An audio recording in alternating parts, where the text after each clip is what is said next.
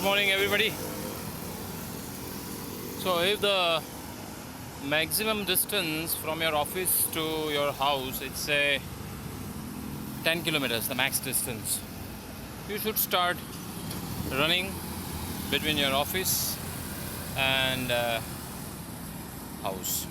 The advantage, definitely, you'll feel good, you'll feel powerful, you'll feel the energy throughout the day when you run. Plus, the huge benefit that you will do is to the nature.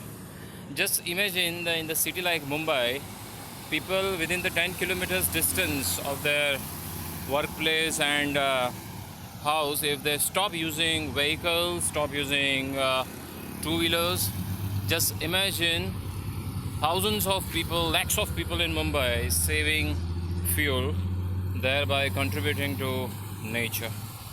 Imagine the effect all over India and imagine the effect all over the world.